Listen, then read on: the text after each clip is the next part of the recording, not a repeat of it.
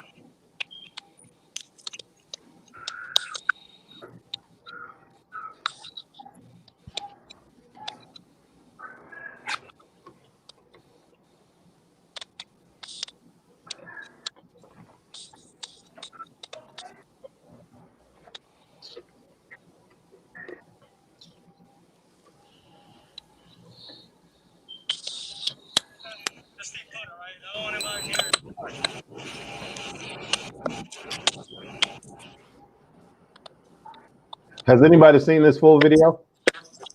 No. Yo. Yeah, I've seen it.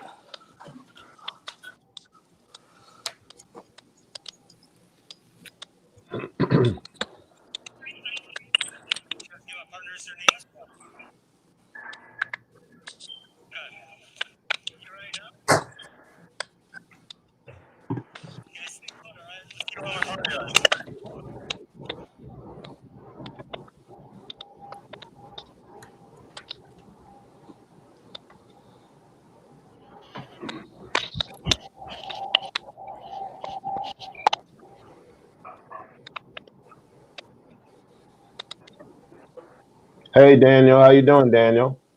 Thank you for joining us. Everybody that's coming on to the chat right now, the live session, we are currently watching George Floyd. This is a full video of one of the cop cams, and we're going to talk about everything that happened with George Floyd.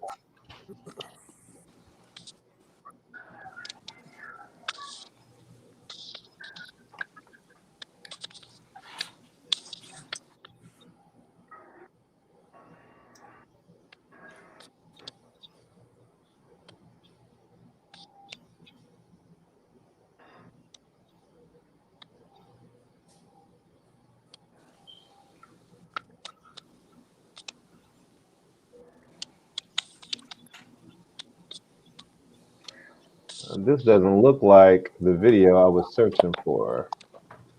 So hold on one second.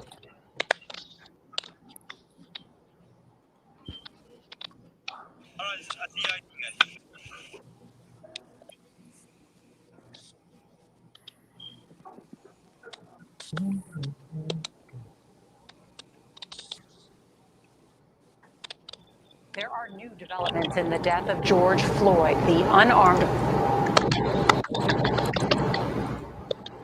Let's stay further back.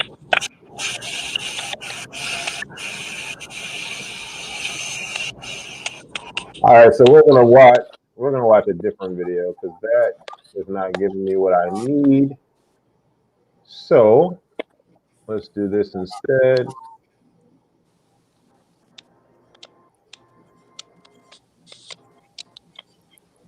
Black man in Minneapolis who died in police custody. We're hearing from the paramedics who treated him. And now the mayor says he wants the police officer who pressed his knee for the neck to be prosecuted. CBS's Jeff Begaze reports tonight from Minneapolis. The new cell phone video shows the initial arrest. Officers were seen taking George Floyd out of his vehicle. In surveillance video obtained by CBS News, a handcuffed Floyd is walked across the street toward a police car. In the distance, you can see Floyd fall. In this newly circulated video, 3 officers are Floyd pinned on the ground, while another stands over them. You can hear Floyd pleading for air. I can't breathe. The officer who pressed his knee to Floyd's neck has been identified as Derek Chauvin. He doesn't let up until the 46-year-old's listless body is put on a stretcher. In a new report, the fire department says medics in the ambulance checked his pulse several times, finding none. He was later pronounced dead at the hospital. Tonight, the other officers involved have been identified as Thomas Lane, J. Alexander Cohen, and Fu Tao. But Chauvin is under the most scrutiny, even though the Floyd investigation is ongoing. Minneapolis Mayor Jacob Fry called for Chauvin to be arrested. You think that was murder? I do. Let me be clear. The arresting officer killed someone. As to the precise charge, I'm not going to get into that. Tuesday night, protesters demanded all 4 officers be charged. Some turned anger into destruction. Officers used smoke grenades and rubber bullets to break up the crowd. Tonight, we're also learning more about Floyd. The 46-year-old moved to Minneapolis from his hometown of Houston looking for a better job. You know, this is the man I loved for 3 years.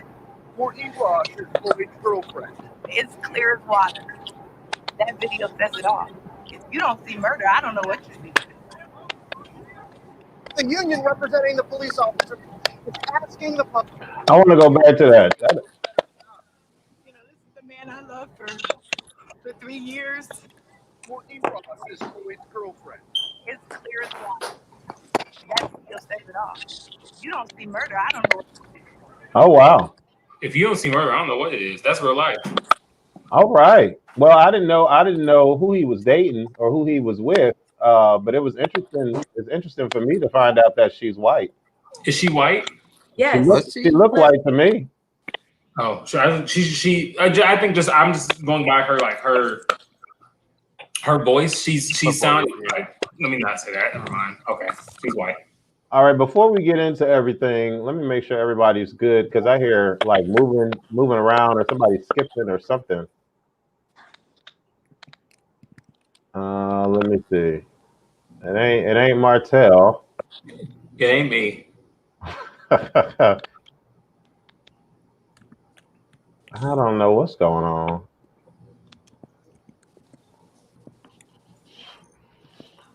Oh, it's Sheldon. Really? Well, I don't know what's going on, Sheldon. But anyways, we are live. Thank you guys for tuning in. Shout out to Daniel, Christopher, Tamalee, Henry, and everybody else that's in right now. We're going to be talking about a plethora of things. There are some current events that have everybody upset and everybody in an uproar. And it's probed me to bring this to the forefront for our Culture Club live edition. This is episode 5. Shout out to Tasia Brown for joining. If I said your name right, I hope I did. Daniel says, I see, can't understand why they had to walk him to another side of the street to actually do something. Tasia Brown says, I know Olivia has something to say. She definitely does. And I'm from Jamaica, and I'm very pissed about this video. Okay, and we have Elliot waving. Hey, what's up, Elliot? Come on, Elliot! We do have everyone's name on their respective video, but let's introduce Martell Starr. Martell Starr, what's your zodiac sign?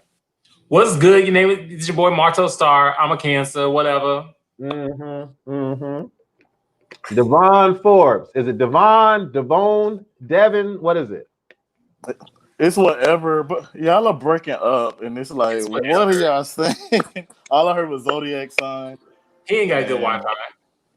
Oh, it Can must y'all be. hear me? We Okay. can hear. We can We hear can hear you. Yes. He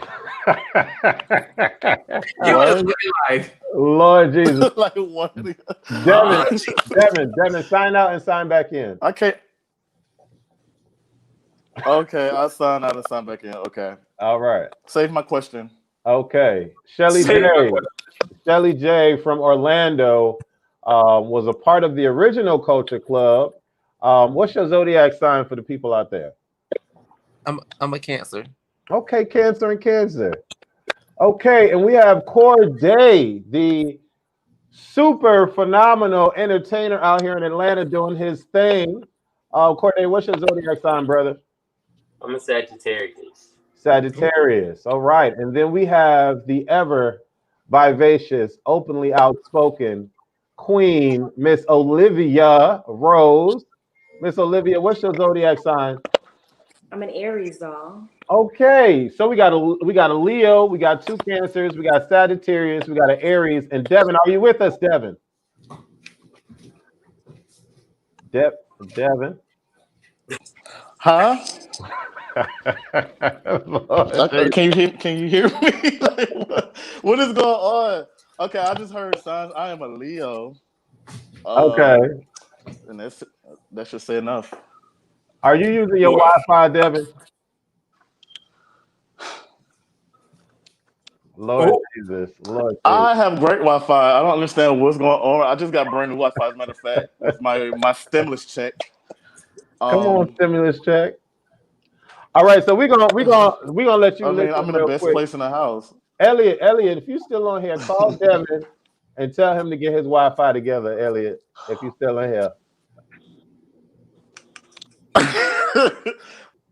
All right, so we're gonna boot Devin out because we got some serious stuff to talk about, and we can't afford to have any technical difficulties right now.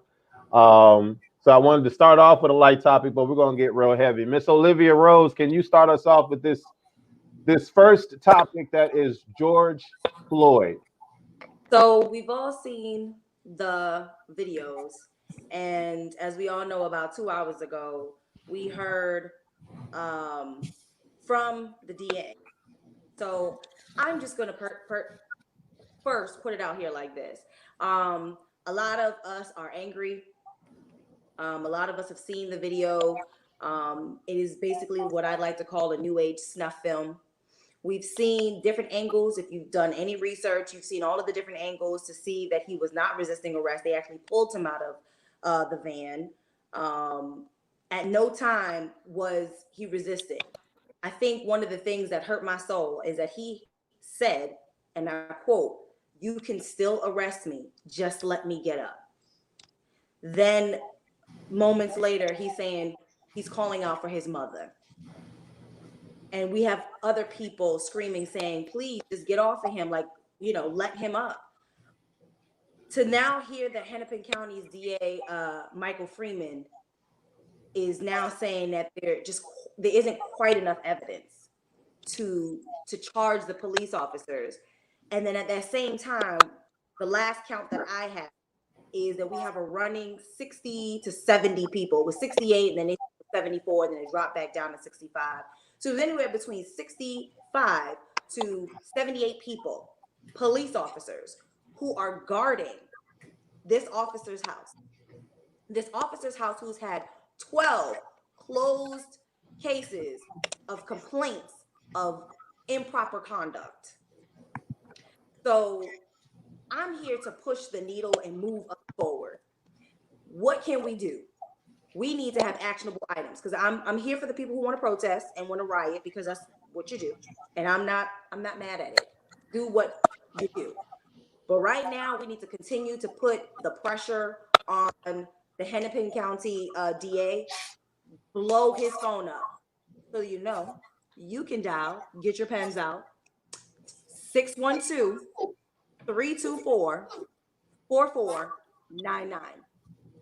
When you call, you're going to hear Sean King, and he's going to give you a message about how to engage, to be respectful, and what you should kind of like stay on topic. What I would like for all of us to do is call. And then when you call and leave a message, call again.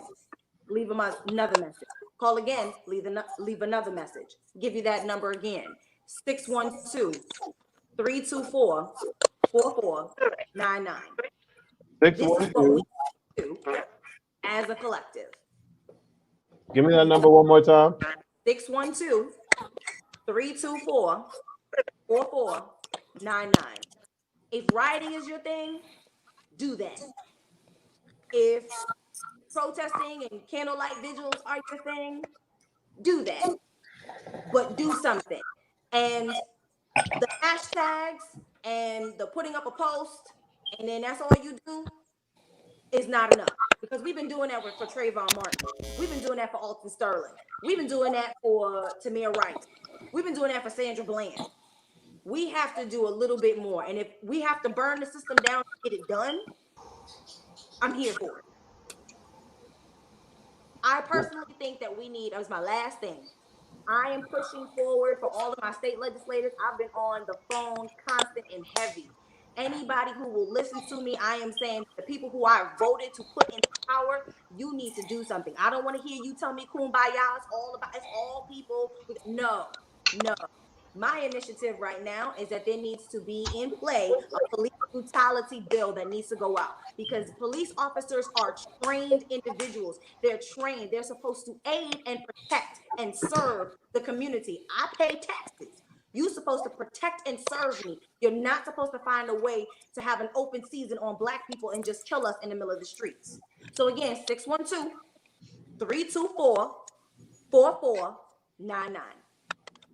Okay. So everybody in this chat room, we're all Black, African American, whatever terminology you want to place over your head. We all have that skin color that would put us in harm's way in any particular peculiar or even not peculiar situation living in today's world. Sheldon, how do you feel about where we are currently with dealing with the police brutality? To be quite honest, I feel like it hasn't really gone anywhere. We still dealing with it. You know, it hasn't gotten better. It really just gotten worse. So, and I totally agree with what Olivia just said. If you want to do more and get involved, call the number down, at the bottom of the screen, or call your elected officials. Let them know what's going on and how you feeling, and see what they can do to get involved as well. But if you're not going to do anything about it, then there's no reason for you to open your mouth about it. So, if you're Black in America, I'm gonna need you to do more. I don't need you to be complacent anymore because tomorrow it could be you. Tomorrow we could be talking about the you. So if you don't want to be a victim of the same situation, because they're not stopping. It's not I want a choice to do what if I choose to. No, you have to get activated. And I already told my personal circle, if y'all not getting activated, if you're not gonna fight for your life, then we don't need to share space. I'm sorry. All right. But Sheldon, you are a father of a young boy. Mm-hmm. Have you had those kinds of conversations with him regarding police and cops? Not just yet, because he's only 6 years old. Okay. Not just yet, but in due time, I'm sure I would have to have that conversation with him. Okay.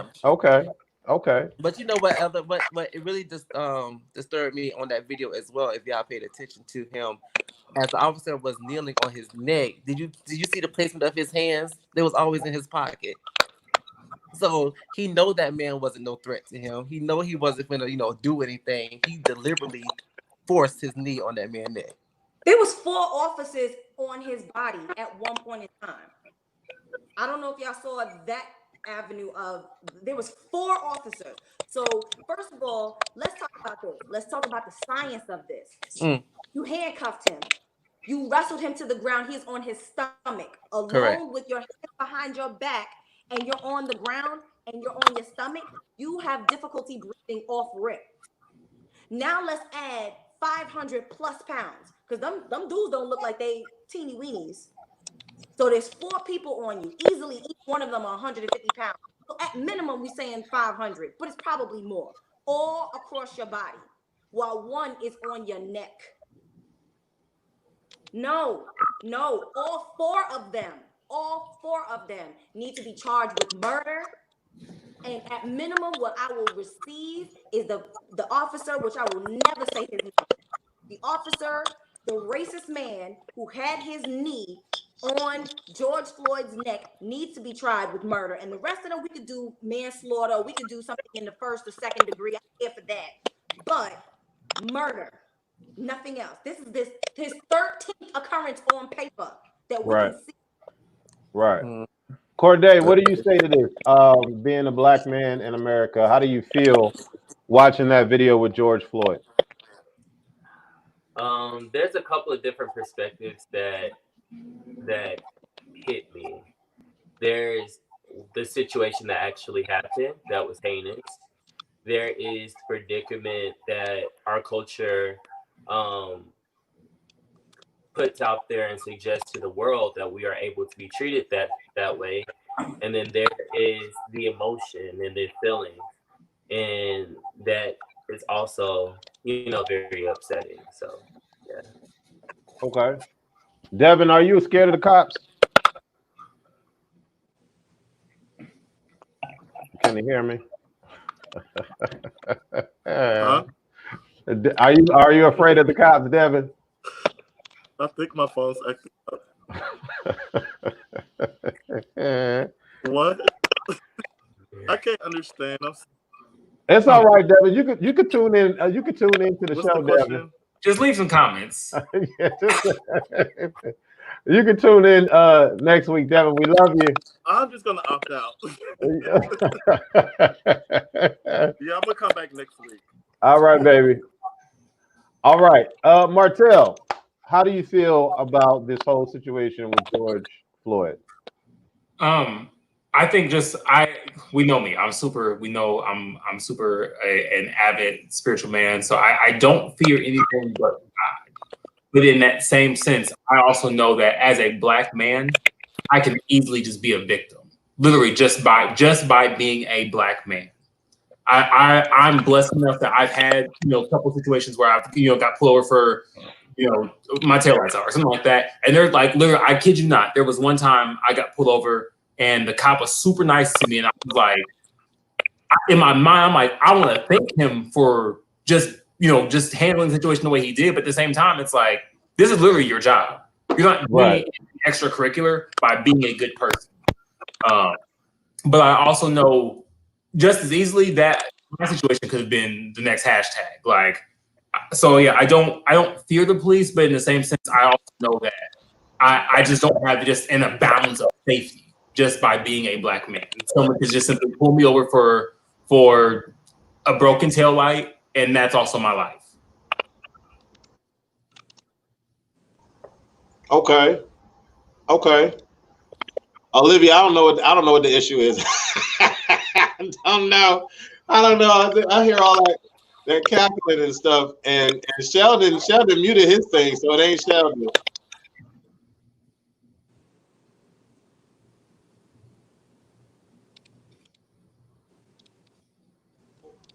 Did you hear it just a second ago? Hear what? When I came back on, did you hear it, or when I muted, did you hear it? I don't hear anything. Oh, Erica clicking, like, is someone typing? Maybe that's better. Hey, man. Do you hear it, Olivia?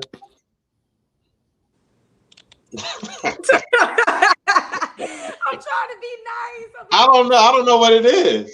It sounds like someone's typing. Yeah, we know. I don't know what that is. I don't understand. Oh, it's Corday. I don't hear it anymore. I don't hear it anymore. Oh, it's Corday. There we go. And I was blaming it on Sheldon. Right. Well, y'all shouldn't hear it now. I'll put in my earpiece, so if that should fix it. Yeah. Yeah, we Because good. that's why I asked that first. I was like, do we need to have an earpiece in? Because I know sometimes it'll echo. Sorry. Okay, no, we good. Okay, great. All right, cool. Miss Henry is saying that they must die in jail. Yes. Daniel's saying, I pray that all 4 cops get life in jail and get their badge taken away for good. Mm-hmm. It's so that we can create a standard that this should no longer happen. And I'm appreciative of Christopher Taylor. Appreciate you. Get your people.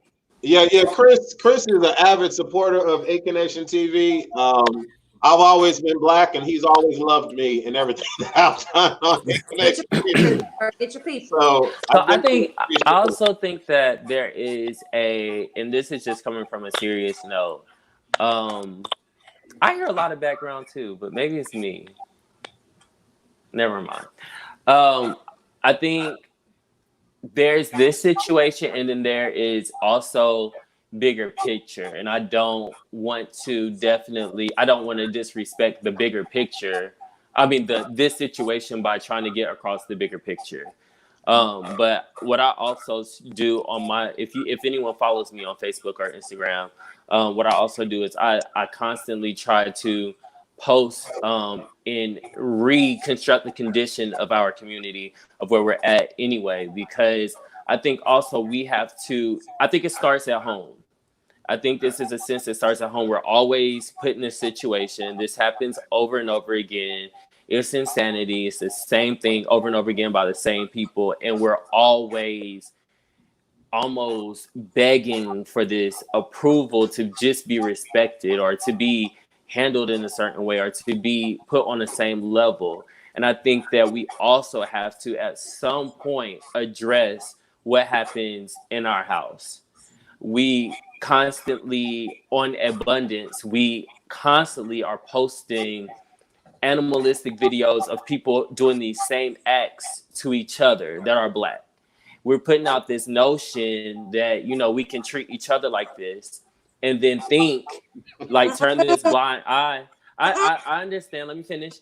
We constantly over populate social media with fight videos and such songs with such scenes in it, and we constantly promote this. We constantly put it out there and think that they don't watch it when they appropriate us all the time. And then go back and wonder why, with the notions and the tart racism that they already have in their head of why they can treat us so animalistic when we act and treat each other in these same ways. I'm not saying it's an excuse. I'm not saying it is a reason, and I'm not saying that it's right. But what I am saying is we also have to clean up house. We also have to get our house in order before we can expect anybody to treat us any different than we treat ourselves. And I think that is super important. Do I think it's right? Did I watch the same video everybody watched? Am I upset over it? Do I think it was heinous? Do I think it was wrong? I really do. And I hope that if they don't get, convicted or prosecuted or whatever the case is for murder, that's a problem. But at the same time, what can we do now? What can we do now? What can we control? You can't change nobody's mind on nothing. You can't re-rate. You can't raise a man. Bad reference. But you can't rework anyone's mind. You just can't. But what you can do is recondition whatever else is coming. And that's just my opinion on it as well. Okay. As well. Not opposing, but as well. Okay. It's to add it on. Okay. Martel, how do you feel about those statements? Because I feel like I see things all the time, like, they feel like they can do this because there's so much black on black crime. Like, black on black crime exists. Crime everywhere exists.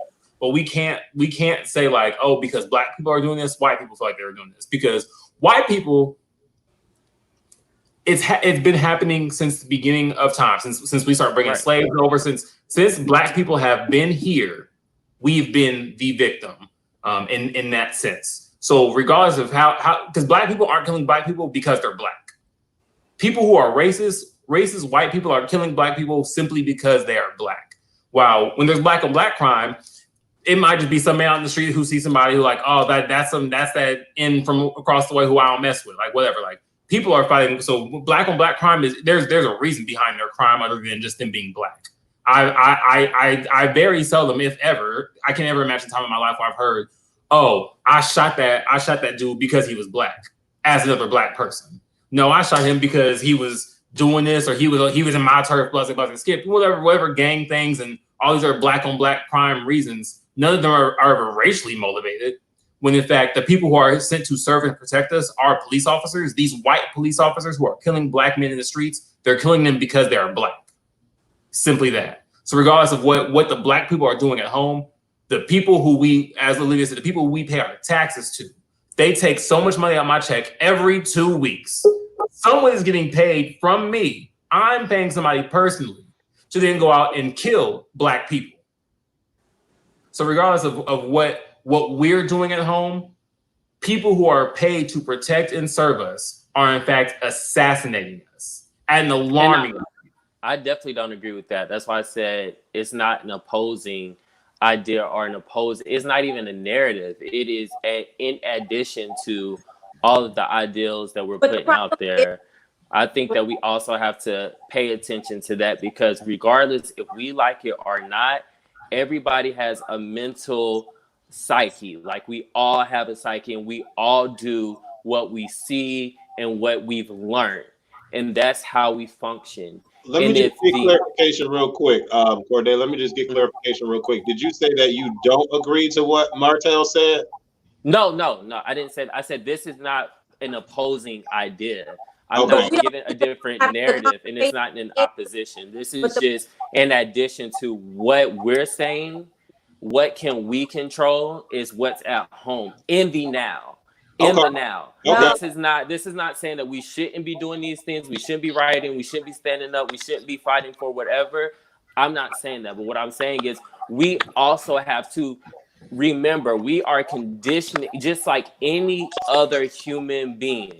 We are conditioning people to act this way when we're provoking it and we're putting these animalistic, not provoking, that's the wrong word. When we're promoting it and we're putting up certain things online, and because I mean, I don't even follow a ton of people, but I can log on to anything. As soon as you scroll through, it's fight videos, and I've seen people literally do worse, to somebody than I've seen any video that has posted or reached the internet that an officer has done. Okay. And that's at abundance. And that's Olivia, all the time. Olivia, go ahead, chime in, Olivia. Thank you. First, we are conflating this issue.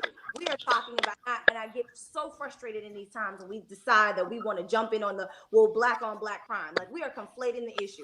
All of this that we are dealing with right now is all rooted in white supremacy. The fact that, and as well as you're looking at analytics. So for the fact that you are a Black person, there are analytics to show to feed you and disseminate information to you. So you're going to continue to see, fights like fights between Black people, or you're going to continue to see, if you were looking on Amazon the other day and you were looking at, I want to see these berry gummies. All of a sudden, all of the information that's going to flush to you is going to be these berry gummies or something in that wheelhouse.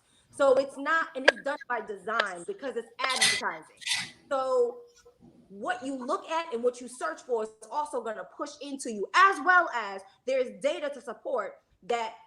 As they know that you're Black, they know that you're male, they know that you're between this age and that age, because when you signed up for Facebook, you gave that information, or who your friends are on Facebook shows that you belong to a certain group. So you're always going to get fed a certain amount of information. That's one. Two, we have to understand that this is all rooted in white supremacy. The fact that we are fighting each other because we have limited resources, the fact that we are fighting each other because constantly we are being told over and over and over again that we are less than, is why you're seeing what you're seeing. You're going to see Black people you know, try to fight for resources, try to fight for land, try to fight for credit, try to fight for I'm the best. I have the best tennis shoes and I have the best Maybach and all of that, because we have been conditioned to live up to white America standards, which is why you hear oftentimes, oh, you speak so well, you speak so eloquent. Basically, you talking white. It's because that is the aspiration. So trying to say, okay, Black people, we have to fix home. Yes, that is something to do, but not in this conversation. In this conversation, we are talking about white supremacy, which is what this police system was built on. And I'm sorry, I don't want to hear Black on Black when we're talking about something that is the root of the problem is white supremacy. Like how we're interacting with each other is because of white supremacy. We're controlled, we're conditioned, and how we're reacting is what you're going to get when you put all of these like variables in one pot and then expect us to just kind of, which is why you see the rioting. The rioting is a reflection of what we've been saying over and over again and being unheard. So I can't.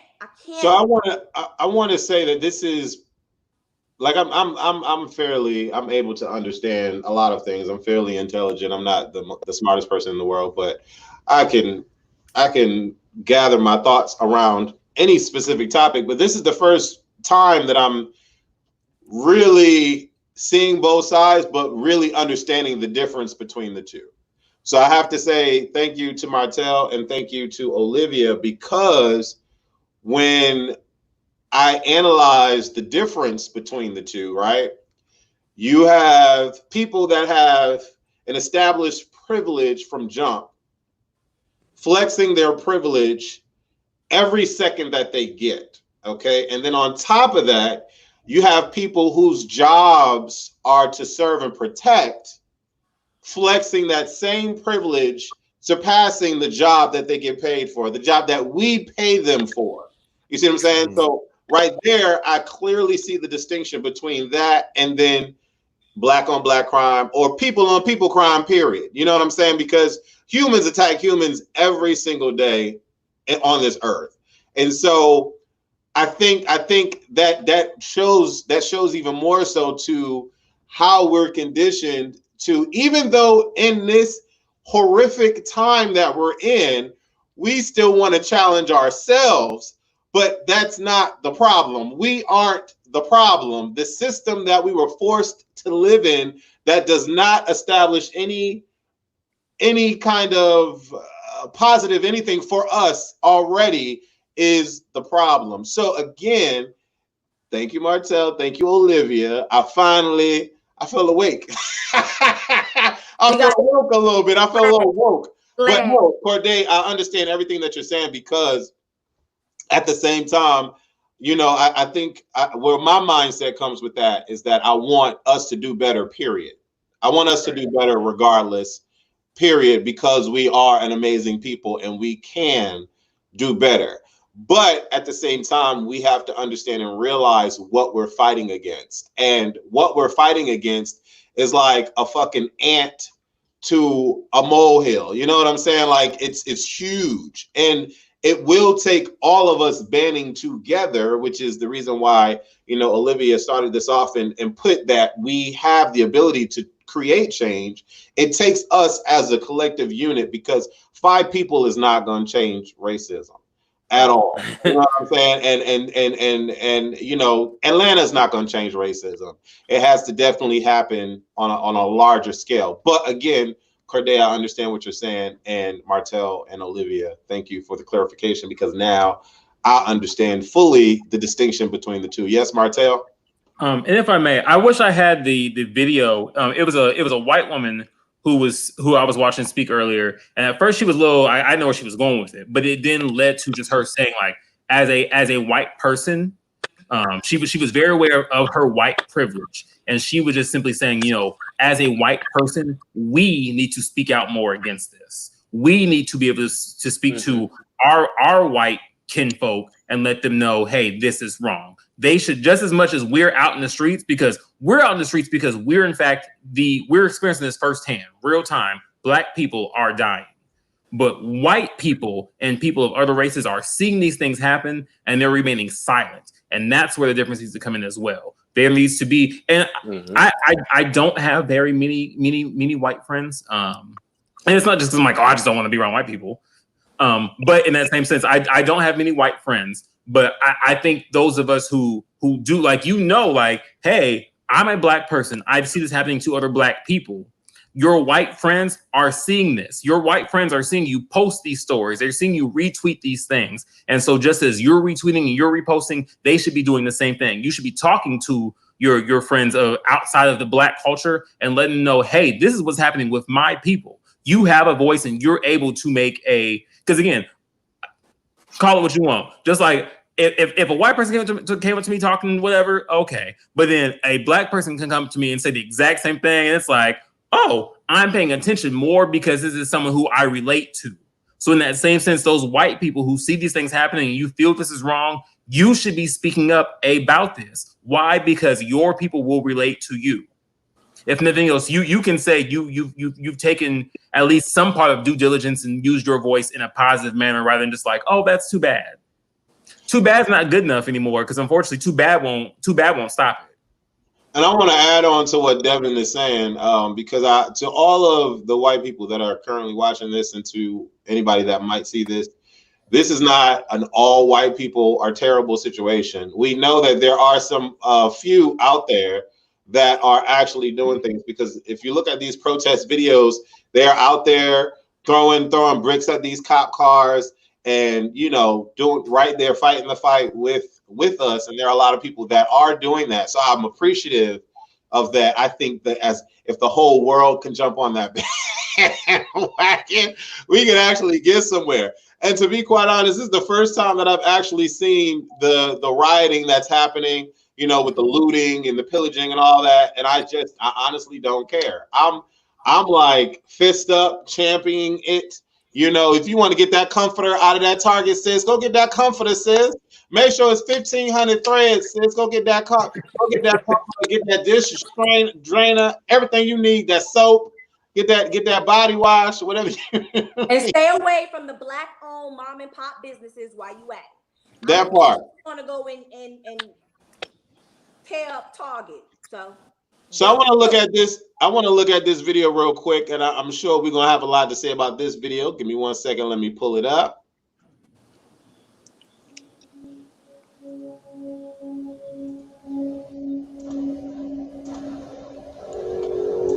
Incident here in New York, where a woman confronted a black man in the park and decided he was going to go off on him. And fortunately, he had his camera. And I think one of the things I want to say, because I know some of you want to show it, but one of the things I want to say is people need to understand there are consequences to your actions. And one of the consequences to this woman's action is she could have gotten this young man killed by just doing what she did. Do you think? Yeah. And Whoopi, you and I were talking about it, and for me, I think we should show the clip so that people have the context.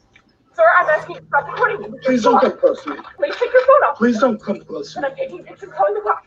Please call the cops. Please call the cops. I'm going to tell them there's an African-American man threatening my life. There is an African-American man. I am in Central Park. He is recording me and threatening myself and my dog. I'm being threatened by a man in the rail. Christian Cooper is a Harvard. Immediately.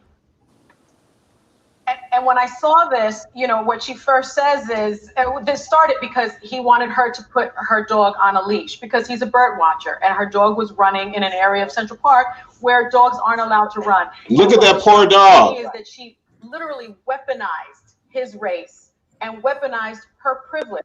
She knew that by calling the police, it would be to her advantage. And as the mother of a black son, she tried to make happen what is my very worst nightmare. And I was just so shocked because, people say all the time, just follow the rules. If you follow what police tell you to do as a black person, you'll be fine. They say that, black people are arrested more frequently than white people because there aren't fathers in the home, because they're undereducated, because they're unemployed. Right. Well, this guy was a Harvard-educated freaking bird watcher. That's right. Bird watcher. Yeah. So the point is, he's like the most non-aggressive person I want to go to another video real quick, and then we're going to talk about this because this is a very interesting story. Please don't put that Christian Cooper video on. A pioneering comic book writer and a biomedical editor for health science communications. But a lot of America was introduced to him this week as a black man who asked a woman in New York Central Park to leash her dog while he was trying to bird watch. And it was met with this response. Sir, I'm asking you to stop recording me. Please don't come close to me. Please take your phone off. Please don't come close to And me. I'm taking victims calling the cops. Please call the cops. Please call the cops. I'm going to tell them there's an African-American man threatening my life. There is an African-American man. I'm in Central Park. He is recording me. I'm threatening myself and my dog. I'm being threatened by a man in the ramble. Please send the cops immediately. So joining us from New York is Christian Cooper, and from LA, his sister Melody, who posted the video that went viral. Welcome to both of you. I mean, you're walking in Central Park on Monday, you come across a woman and her dog, and the dog is not leashed, supposed to be on a leash. So take us from that moment forward. Sure. The Ramble is an area of Central Park which is protected because there's a lot of wildlife there and a lot of delicate plantings. So it's posted all over the Ramble that dogs are supposed to be on the leash at all times. But unfortunately, we've had a problem with this for many, many years, and people think, oh, well, you know, it doesn't really apply to me. So we've been fighting for a while to get enforcement. So I'm walking through the park, and this dog is tearing through the planting. And so I say to the woman, excuse me, ma'am, but, you know, dogs in the Ramble have to be on the leash at all times. The sign is right there next to you. And she's like, yeah, but, you know, the dog runs are closed, and he needs his exercise. I'm like, okay, I get that, but you can take him across the drive to this other part of Central Park, right over there, and you can let him run off leash all you want outside the Ramble until 9 a.m. She's like, yeah, but that's too dangerous. And I'm like, and it devolved from there until finally a lot of us have been reporting these incidences of scofflaw behavior regarding the leash laws. And so I pulled out my book to document it so that we would have, you know, some evidence of what's going on in the Ramble. And she didn't like that. She didn't want to be reported. And I was pretty adamant that as long as the dog was off the leash, I was going to keep reporting. So that's when she said, if you keep reporting me, I'm going to call the police and tell them an African-American man is threatening my life. And I'm like, whoa. All right. Thoughts? Let's go to Shelly J. Shelly J, what are your thoughts? How would you have reacted? What would you have did? Well, you don't want to know what I would do, but no, I feel like that was totally her abusing her white privilege on that part. Even when she was on the phone with the police officer, the inflection of her voice, how she tried to make she was like so distraught and like he was like almost gonna like basically gonna attack her or some shit like that. Really? Like now you want to cry wolf? Thank God that man was recording. Like, cause if he would have got there and the police was there, they probably would have shot that man. They probably would have thought the binoculars was a weapon or something. You know? Okay, Martell and your hookah. White folks are on a rampage this past week. They're just going crazy. And again, let me be clear. Not every single white person is a villain. I will say that. I don't want my words to be misconstrued from last week. I don't believe that every white person is a villain. However, I do 100% believe if you are a white person who's seeing things happen and not speaking up, you're part of villainization. But just as simple as that. To hear. Because ultimately, the woman, she got frustrated dealing with her dog. She's on the phone with the police, and you hear her say, I can't hear you either. And then she says, oh my God, and she gets even more frantic. Her frantics were just simply because she's frustrated with her dog because her dog wants to go wild because she's choking the dog to death as we speak. But again, that woman knew exactly what she was doing.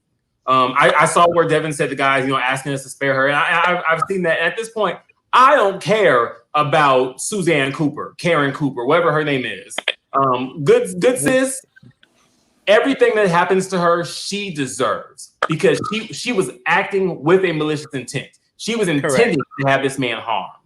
Now, again, all this man asked her to do was put her dog up.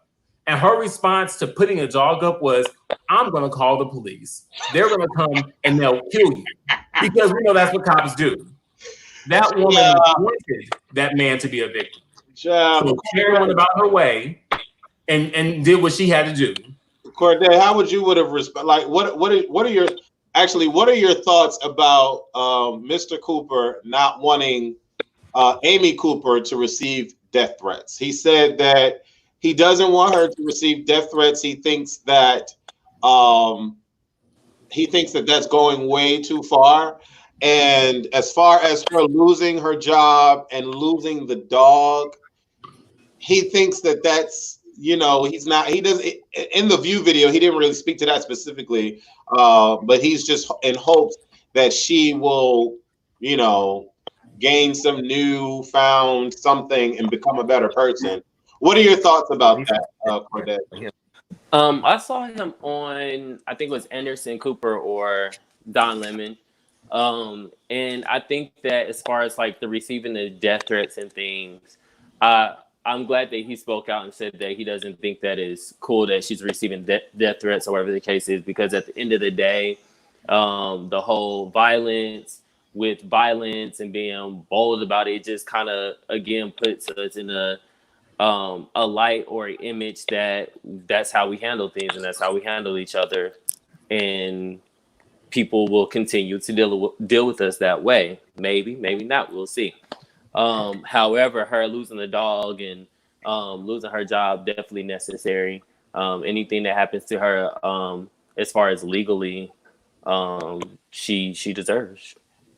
All right. I feel like she put a death threat on him when she called the people. Exactly. Like that was a death threat on him. I mean, it just depends on how whoever showed up would have handled the situation. So it just depends on whoever showed up and how they would handle the situation. I have to commend you, Corday, and I have to commend Chris Cooper. And the only reason why I'm saying that is for your minds to even allow grace to come through and give to that woman. I mean, because you're conditioned. We are applaud white supremacists, conditioned. But I couldn't do it. I couldn't do it. I couldn't do it at all. And loud as it's given, not quiet as it's kept, but loud as it's given, I probably would. Knowing me, I probably wouldn't be here right now because I wouldn't have had the mind, the forthright thought to pull out my camera and record. So I mean, everybody walking around here with these recordings is really letting me know that nowadays that's what you need to do. You need to pull out your phone and record stuff so that you have some kind of defense. You know what I'm saying? But I don't know what I would have done. I probably wouldn't have said anything about the dog, but I don't know. It's just this world is crazy. This world with what you said, like you wouldn't have had the mindset to like record the situation. Kind of, it makes you think about it in the sense of like what was going through his mind. Like, well, what was he really trying to put out there? What was he looking for? What was the response that he was trying to get? Was he trying to see if I can respond to, if I can put my issue out to somebody, and will they just be receptive to, or is it going to be a big thing? I think he's smart enough to know that if there was no evidence, visual evidence, that things could have ended differently. I think he was that smart enough to know that. And I applaud him for that, because I've always been that type of person. Like, why are we putting out phones? If you could take the time to pull out a phone, take the time to do something else. That's why I was like, you can take the time to pull out your phone and send an email, But Olivia, how would you have handled Miss Cooper? What do you mean? Like, what do you think you would have? Do you think you would have reacted the way that Chris Cooper reacted to her? How do you think your reaction would have been? Initial reaction, yes. Yeah. I'm here for what Cooper has done. For that boo-boo foolery that he has done afterwards, I'm not here for any of it.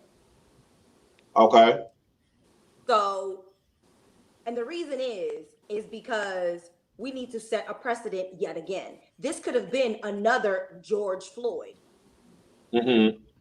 All over again. We could have been seeing two, instances where police officers were using more than they needed to of force and handling a situation, and he could have died, and that could have still been on tape. So he's still lucky. So I just, for me, I want her to get what is rightfully she's supposed to get, because in New York, making a false report is a criminal offense under Penal Code 240.50. I wonder if she's going to get the Jussie Smollett treatment. She's not. No, but I'm pushing for it. I've been calling.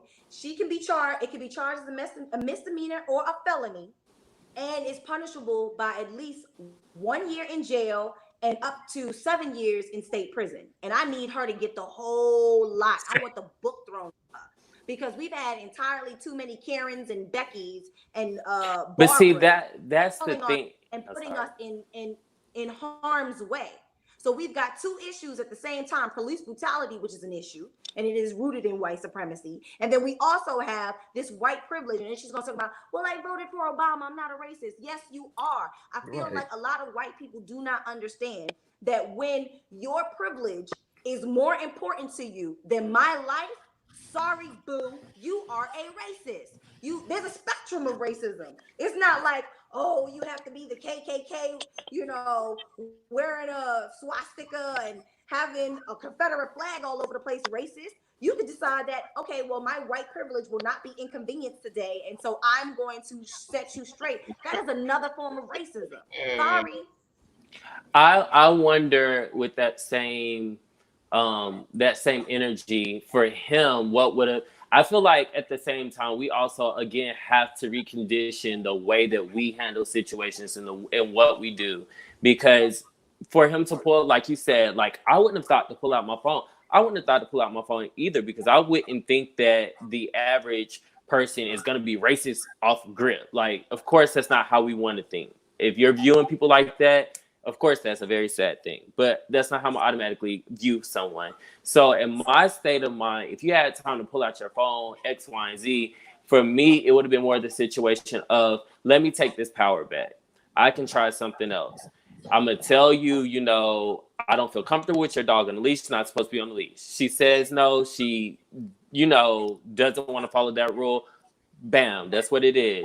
Then you reach out to whoever park coordination is, or park ranger is, or whatever the case is, and you make your point that way, because that, to me, would be more effective in the sense of, now I've done with what they do to us for millions and millions of years. I'm gonna send that little white note, that little email that's gonna get you in way more trouble down the line than me going on TV, making this a big situation, and then this person getting death threats. And it's this, to me, that's you've just given them the power. You're doing what every other person that is not going to get.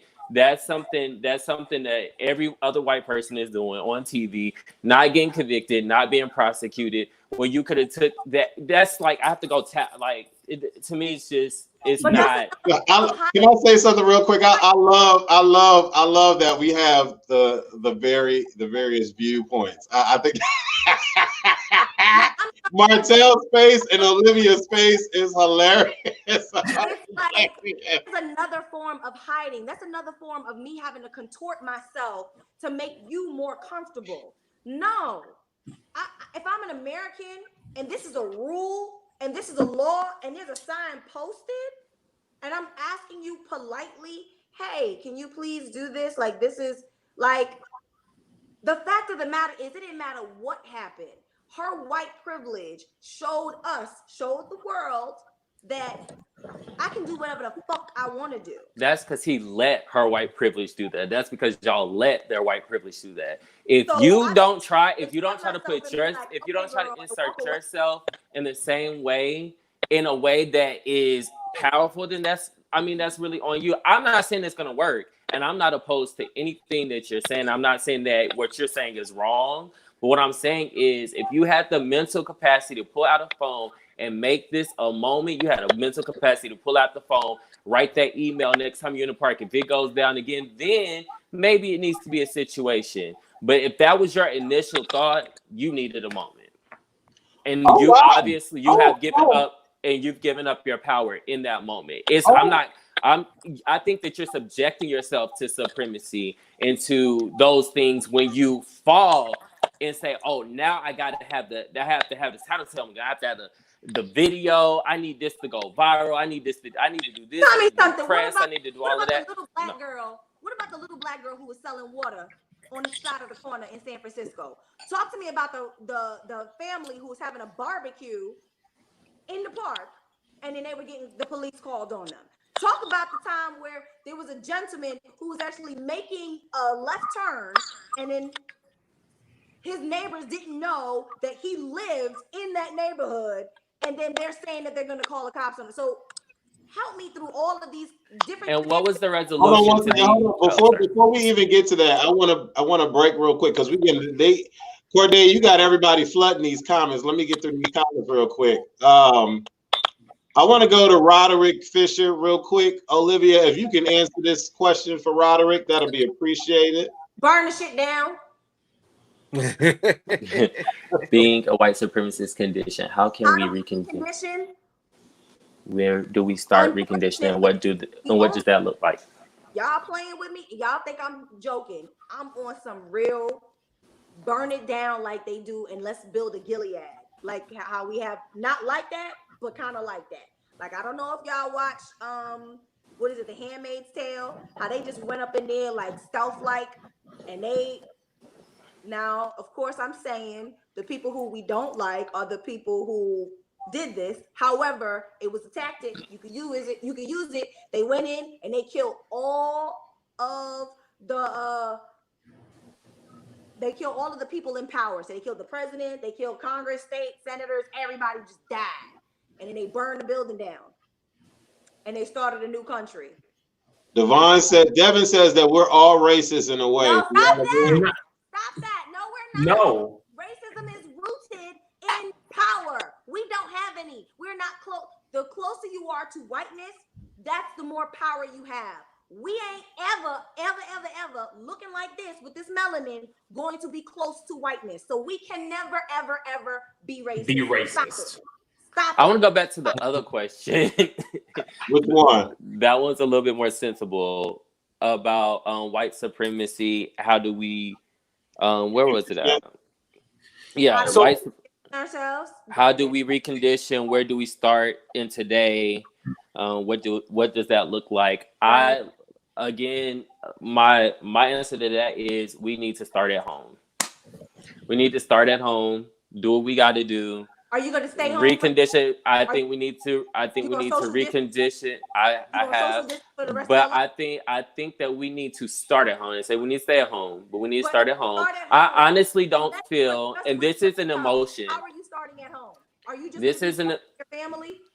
Because as soon this as you walk isn't in that door, this is an emotion. This is a feeling. This is an emotion, and I'm gonna put it out there. I honestly don't feel like if we did some of the things that we did, posted the things that we post, if we put ourselves on a different spectrum and on a different pedestal and held ourselves to a different power, had each other's back on a certain level that they obviously do. They let Trump do anything and they're gonna have his back to the damn end. If we had each other like that and change our perspective, I think that they would start changing how they act towards us. Does that mean that they're not going to be racist? Does that mean they're not going to hate us? Does that mean all of that's going to change? No. But the way they handle us, I think it'll change. Mr. Martell, I want you to get in a little bit. Christian Cooper, he went to Harvard, correct? Yeah. He was a black man who went to Harvard. Bro was out there bird watching. No, like when we talk about, excuse me, sorry y'all. When we talk about, niggas acting like niggas. We talk about black people acting so black all the time. Black folks don't bird watch. Black folks, like, there are people, these things that this man was doing, this man was living typically how we saw a white person doing it, that's normal. White people bird watch. White people, they collect butterflies and stuff like that, quote unquote. So this man wasn't doing anything black. He was not here with sagging pants. He was not here cussing and looping and everything. He was doing things that we stereotypically put black people to. So this man's just literally out here minding his business, and that white woman was white womaning all over the place. She was capitalizing on her white privilege. Like there's nothing that we can do in the sense of changing ourselves to change white people. When in fact, things like this are what needs to happen. We need to show these people, okay, you can act if you want to, and you lose your job. She did all this over her dog just to lose her dog. That's what needed to happen. We need to offer consequence to the white people for their actions. Like those little white kids in high school who made that video about black people and the girls apologize and all that stuff. She should be sorry. She got suspended. That's what she deserved because she's doing, again, you can think what you want. Y'all can be as racist as y'all want to be in your head. When you act on it, then the repercussions should be just that. Then you want to act racist, we're gonna show you how your racist actions are gonna get you. Now, I think that he did. And I 100% agree with what you're saying, and I don't disagree with that on any level. But what I'm saying is the before effect. We have to stop being reactionaries. Black people are literally reactionaries. We wait until something happens for us to be like, oh my God, let me pull out my phone. Oh my God, I'm doing this. Oh my God, instead of taking the power in whatever is coming. So I do agree with you. I agree with Olivia. Like, I don't disagree with anything that y'all are saying, but I'm just saying in the proactive sense, we have to start thinking of different ways. We just have to.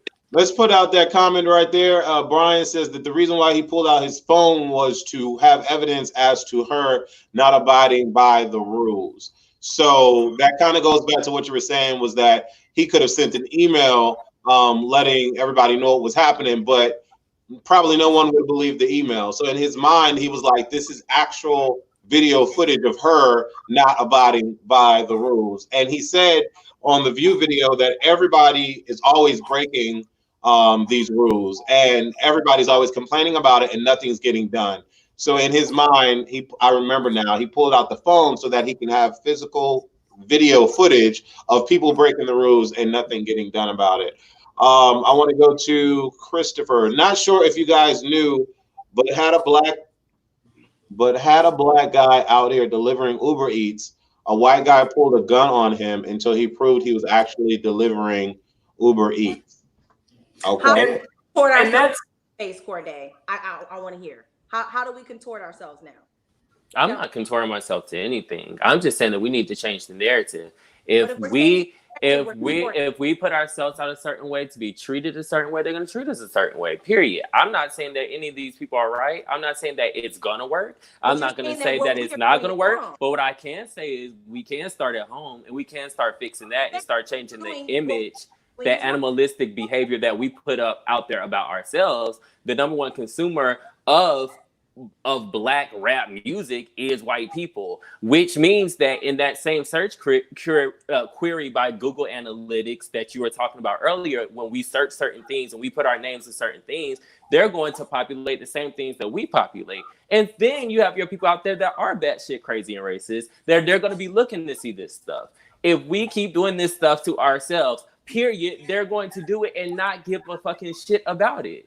That's just what it is. I'm not saying that is right. I'm not saying that they should do it. I'm not saying any of those things. What I'm saying is we can start at some point saying this is what we need to do.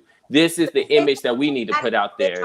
So then let me throw this out there real quick. There are so many places established on Earth that have societies and communities of black people that live an affluent lifestyle. Very, very rich, very well poised, very, all of that.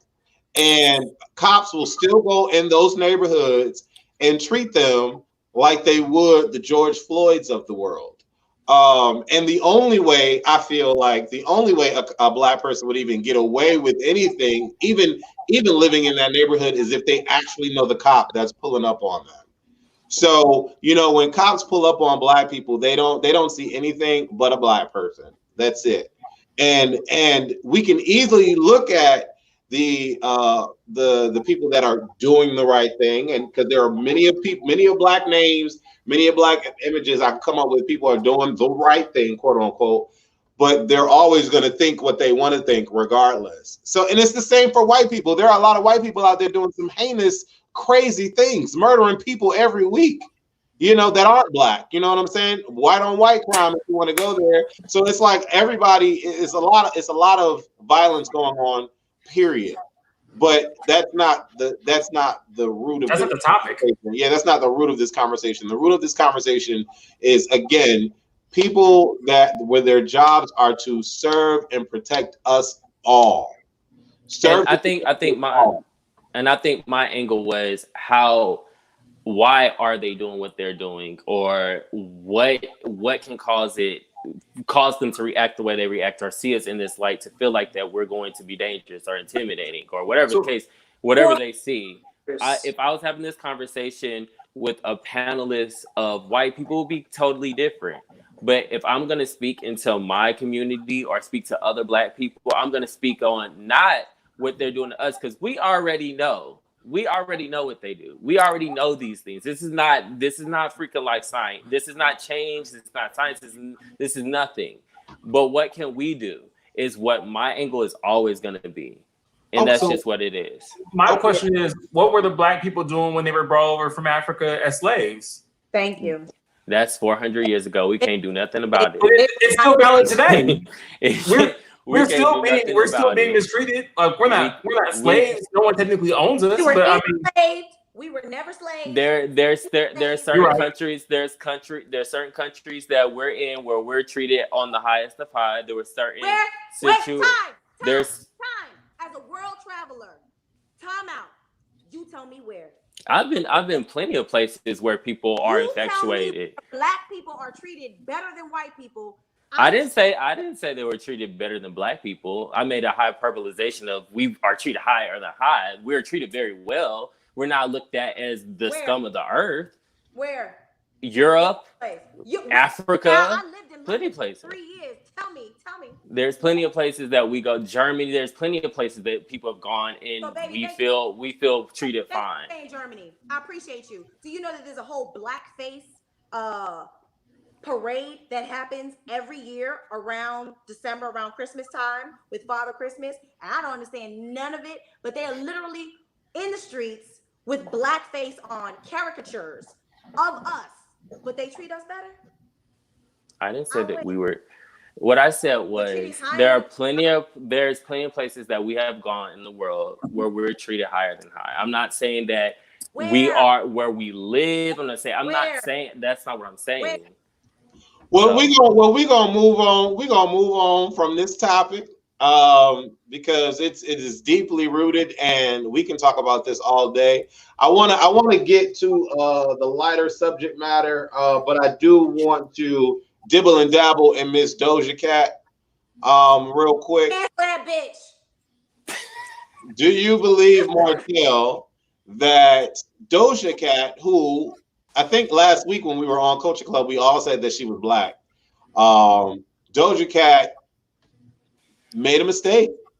She did some things that people don't like, and now everybody's saying that she needs to be canceled. How do you feel, Martell? Do you agree that she needs to be canceled? So I do. I enjoy Doja Cat's music. I think she's a cute little lady. I've been searching, like I don't want to cancel her per se. I definitely believe, like, it's one of those things, like, it's that same thing. Like, I don't know if necessarily if what she was saying was wrong more so than, like, again, like, allowing people to say things to her in those aspects. Like, again, you know me, I say the N-word down. I love it. I use it frequently. That's my N, whatever. But I also know I would never let a white person, by any means, there's no way she ever feel comfortable enough to just even to say anything of, oh, that call me N-word. That's we're not that. You can be my white brethren if you want. You can be what you want to be. However, that is something that I reserve for me and my kinfolk. So to allow those people to it says, oh, if she lets me call her a nigga, I can call everyone else that too. Well, I'll say this, Olivia, before you chime in. I'm gonna say this because I don't know if I'm gonna play devil's advocate, but I'm gonna just say how I feel about it, regardless if it's playing devil advocate or not.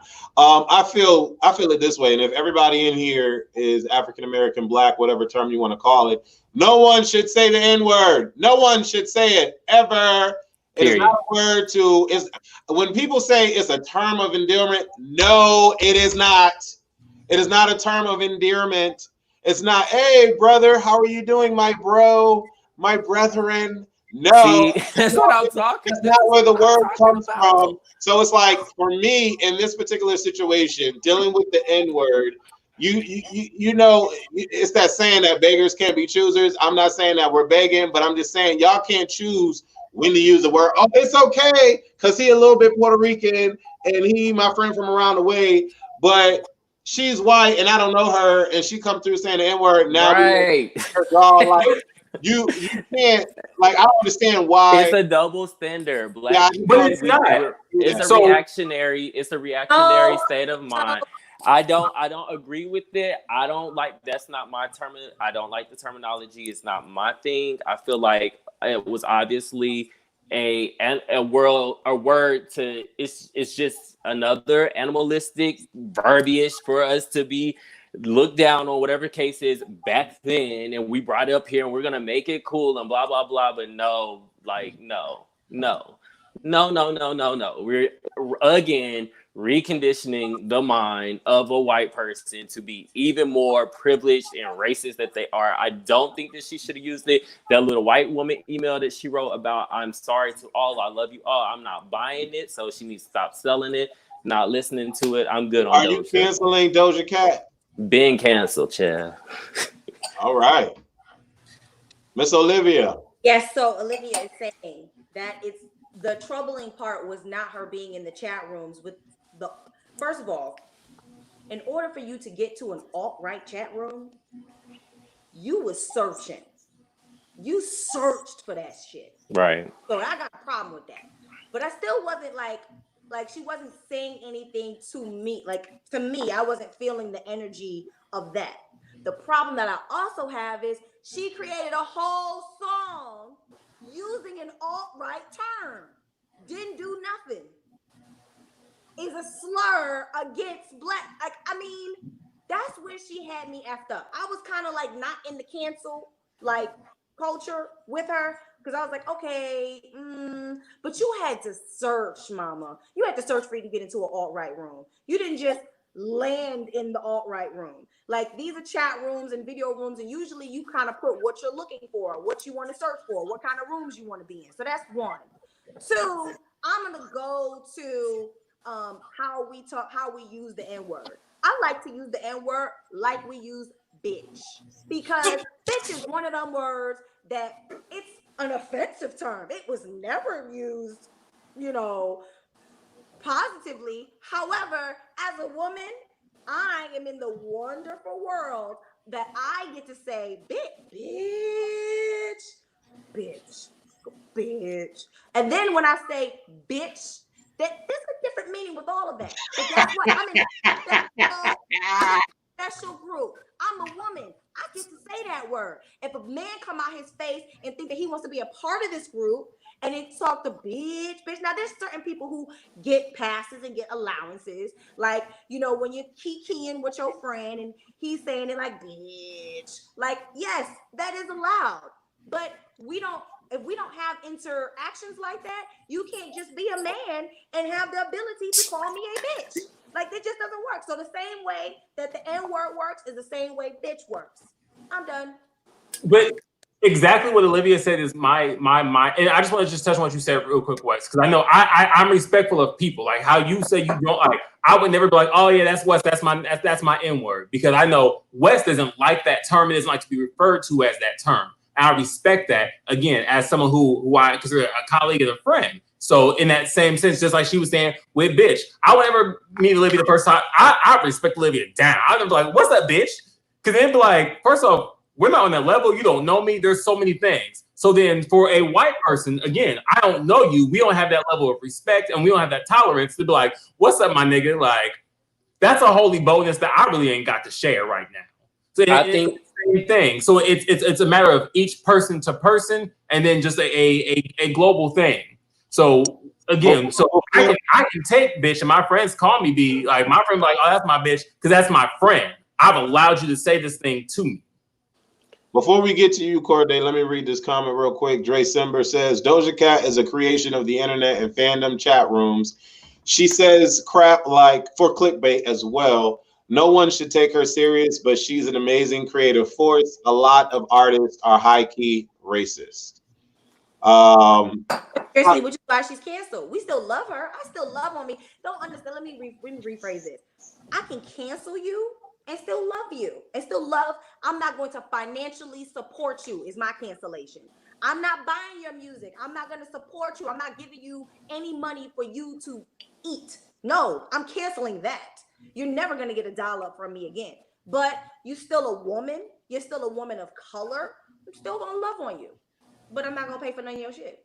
Okay, Corday, you wanted to close this topic off? Yeah, as an artist myself, I think that Doja Cat and anybody else who does shit like this, sorry to use the word, but I feel like that it's your responsibility as an artist to be aware of the social climate that we're in, and that wasn't smart, wasn't something that she should have done, so canceled. Okay. And so, wait, I just have one thing because I saw Devon's comment. About what? He said, honestly, we're going to forget about this in a month and Doja will still prevail probably just like Cardi when she uses the N-word. I would like to comment on that. Okay. So, both Doja Cat and Cardi B are Black women. They are women of color. Cardi B's Trinidadian and Dominican. She's Black. I know a lot of y'all forget it. Not only that, Cardi B was raised in her Blackness. It's not like, she was raised and she didn't have access to this kind of community. And so she is now speaking to and having conversation and relating to us within the community that she's born from and that's in her bloodline. So stop conflating the issue and putting two people together that don't belong. Okay. And just that she's in, and just like she said, she's in her Blackness and she's Black and all of that, and I get that. But I also feel like in the social climate that we're in, I wish all artists would make that change and use less of that word. Okay. So we're still dealing with this pandemic. Some of us more so than others. If we look at what happened this Memorial weekend, not only was Atlanta out on 10th and P, crowding up the streets and where you couldn't even get by and cops had to patrol, but there were a lot of places like in the Ozarks, they had like pool parties and it was on some like spring break level. The beaches have reopened in Florida. A lot of facilities and businesses have reopened in Florida, and everything is back to normal, or is it not back to normal? How do you feel, Martel? I went to DC last week. I went to hang out with my best friend. I had to help him move and take care of some stuff. We went out some places. Everywhere we went, 3 or 4 of us. I'm not doing this whole like let's go out and play and meet our friends and let's go hang out and no. Because right now, again, people are still dying from corona today. People are dying in real time right now. Some woman's in the hospital as we speak, losing her breath to corona. But we still want to go out and kick it. And I grew up like I'm a club kid. I love to go out. I love to dance. I love all that. I have never been so satisfied sitting up in my house chilling. Because you know why? I'll wake up tomorrow because I won't have corona. Corona's not coming to my house. You know why? Because no one else is. I'm not bringing corona back with me because I'm not going nowhere. I'll be in the grocery store by necessity. I have to get groceries. I have to eat. I'll be up in there and don't think I'm rude. I don't speak to nobody. Don't breathe on me. I don't walk in the aisles with people. I still be rushing past. Like, I don't know why y'all just feel so comfortable to just be like, oh, let's go to the club. And I saw those pictures and I was ashamed. And unfortunately, it was a bunch of black people at 10th and Piedmont ready to turn up. And I'm Need like, to clean it up at home. Need to clean it up. Oh, sorry. I know the white people out. Olivia was one of them. Olivia was one of them. She ready. In her little skirt. Were you Olivia? She was up in 10th and Piedmont dancing, listening to the music. Right. No.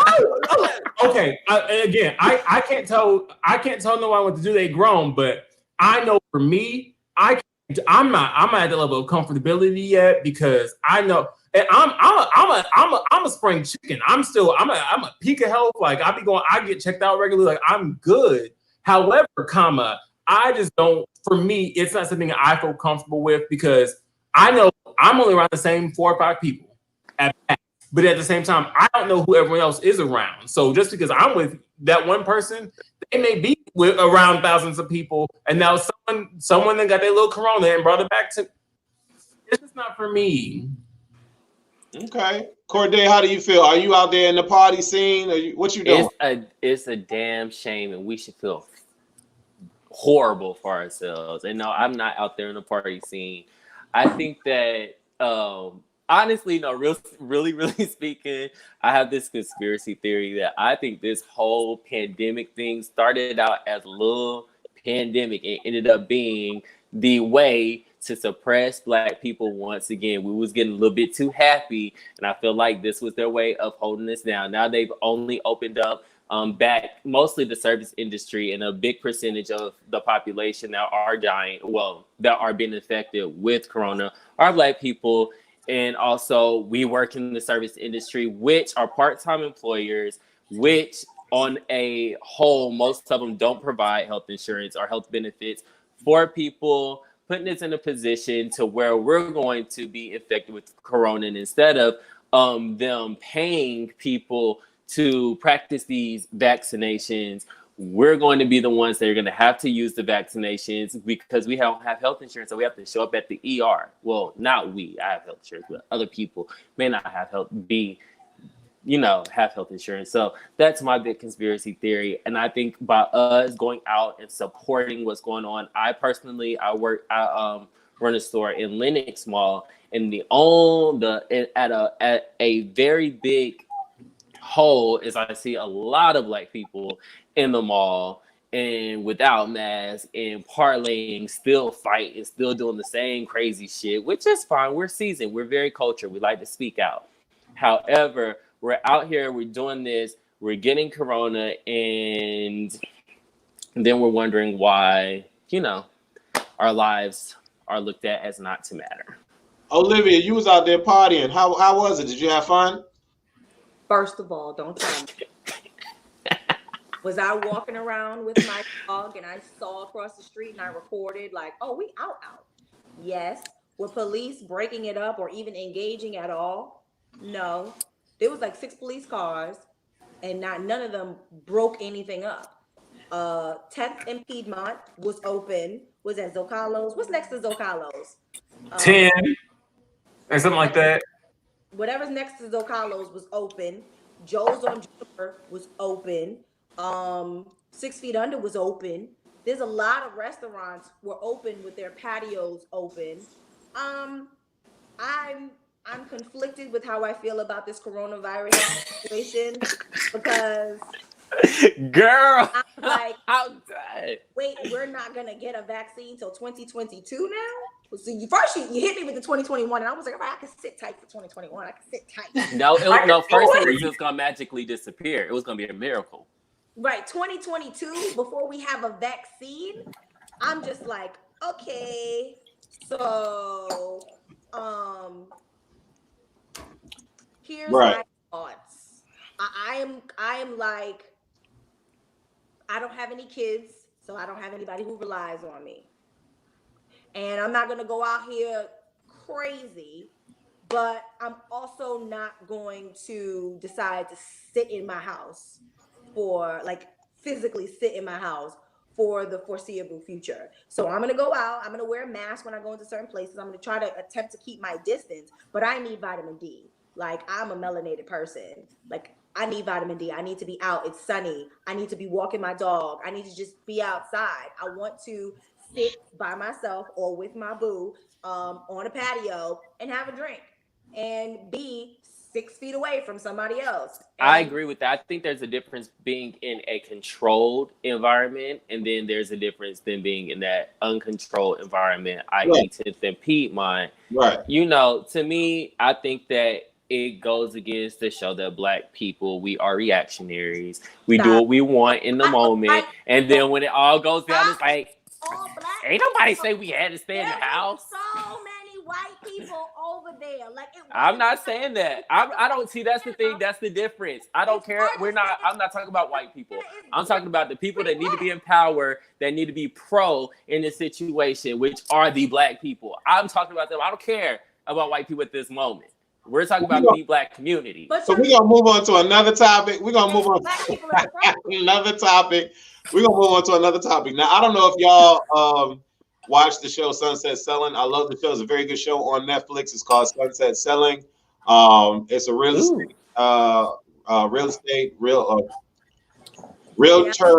estate show. They sell beautiful homes in California, and it's the cast of women and the cast of a couple men that own the company. But this particular situation happens in the show, and I want to tell y'all about it to see how you would react. So, let's see. We have Martell and Corday are getting married, okay? And Olivia and Corday don't get along for whatever reason. So Olivia talks to West about Corday because Corday is the new fiance and we don't like Corday. So Olivia talks to West and like, I don't really like Corday. He's using Martell for all his money. You know, Martell needs to get a prenup. Corday ain't about shit. All of that stuff, right? To me, right? Martell finds out about it that Wes and Olivia has been talking about Corday. So Martell finds out about it, tell Corday about it. Corday doesn't want Olivia to go to the wedding now because Olivia was up there talking smack about him or whatever the case may be. So now Martell tells me that Olivia can't come to the wedding, and Martell tells me not to tell Olivia just yet because he doesn't know how to tell Olivia that she cannot come to the wedding. So the question is, how should I be in this particular situation? Who should my loyalty lie with? Should my loyalty lie with Martell because he's asking me not to get involved and tell Olivia? Or should my loyalty lie with Olivia because I am her friend as well? And Olivia should know if people are talking about her or if she's not allowed to go to the wedding. Boom. Okay, wait. Yeah. So did Martell tell you that he was going to tell me that I was going to be uninvited? Eventually, yes, he was going to let you know. Eventually. So mind your business. Meaning, like, what's the time frame for this? So the wedding we're 4 weeks away from the wedding. And you and I, all three of us work in an office setting. Martell, Wes, and Olivia work in an office setting. So we all work together. And there are other people that work in this office with us. And so let me go a little further. We all go to a work party, right? And Corday, the fiance, is there. We talk about the wedding coming up, and Olivia is not present at this moment. Corday says out loud to the whole office, I don't want Olivia at my wedding. Olivia is a mean bitch. She sat there and talked all this shit about me. Fuck her. I don't want her coming to the wedding. She's canceled. Make sure she's not at the wedding. So everybody now hears this. And again, Olivia is the only person that's not privy to know. Martell didn't tell me. And Martell didn't tell you. Okay, so now the whole office knows. And the whole office is like, Martell, you need to let Olivia know, man. When you gonna let her know? And Martell's pussyfooting around like, I'll let her know eventually. We'll get to it. Should my loyalty be with Martell or Olivia? So I guess there's a lot of many aspects, but now that you've delved into it, I guess in this sense, there was a whole announcement already made. So again, no one even has to know that you said it because Corday's made this announcement to the whole office that she can't come. So anybody could have told her. I think on a simpler personal scale, if I just express to you, hey, I don't want Olivia to come, I'm going to talk to her when I'm ready. Let me go ahead and do that. You mind your business. But I guess in this sense, if Corday already made this whole announcement, she can't come. I don't want that bitch there. Blase, skip. Okay, well, you go ahead. Anybody could have told her at this point because everybody knows. So it's not a personalized conversation. So I think those are the aspects. Devin said something real quick I just want to touch on because he was like, oh, well, she has a right to be there because, she was there first. No, I don't care what it is. It's my wedding. If I tell you the day before, I don't want you to come, that's in the story, regardless of what the friendship is. That's it. It's my wedding. But I think just on that scale of friend to friend, if I'm like, hey, Wes, I just don't want Olivia to come, that's not your business to say nothing. I understand she's your friend, but it's not your wedding. So you just get ready and you get your date ready situated. Don't worry about what she got going on because I'll take care of her separately. But again, on a mass scale, a whole announcement's been made that she can't come. Go ahead and tell her because everyone else know already anyhow. Okay. If y'all, I feel like that. I feel two ways. I'm two ways. So one way is kind of like it's y'all's union, so it's y'all. So it shouldn't be hard to tell her you got to go, and it is what it is. If y'all really trying to be a union, because at the end of the day, my partner's the one I'm sleeping with, so they come first, whatever the case is. But on the other hand, it's kind of like if I'm invested into this friendship with Olivia, it's kind of like for her to feel like she's gonna miss my wedding.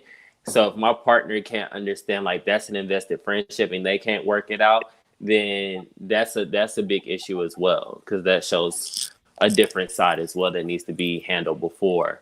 So it just depends on why.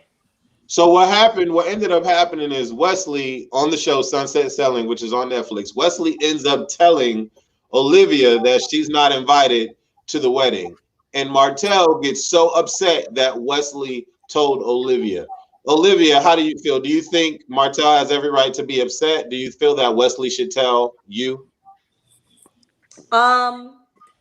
Again, now it's nuanced because the whole office knows.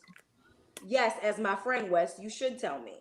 Okay. Just kind of like cut it off, just so that now everybody's gonna tell. I don't want anybody else in the office to tell you. I want to tell you, my friend. Martell should have not pussyfoot and definitely said it ahead of time. And Corday was wrong for just making the whole announcement, but Olivia was wrong from the very beginning because if that is who your friend chose.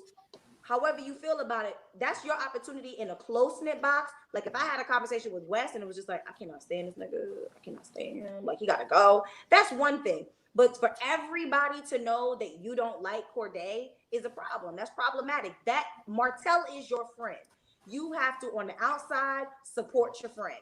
You have to, be like, hey, that's your choice. I'll be there to support you. You don't dog out his person in public like that. That's so she should have gotten uninvited. And Corday is absolutely correct to be like, no, you can't come and celebrate our union. And if that's how you feel about me. So yeah. Okay. What are y'all watching right now on Netflix? What's your favorite show, if you have one? Oh, there's so many. I'm a season behind, but I'm loving The Magicians. The Magicians is a really good show. Okay. I love a bunch of sci-fi type ish, so that really touches my fancy. There's another show I don't know what it is. I'm gonna find out. We're gonna come back to me in a second. Okay, Cordell.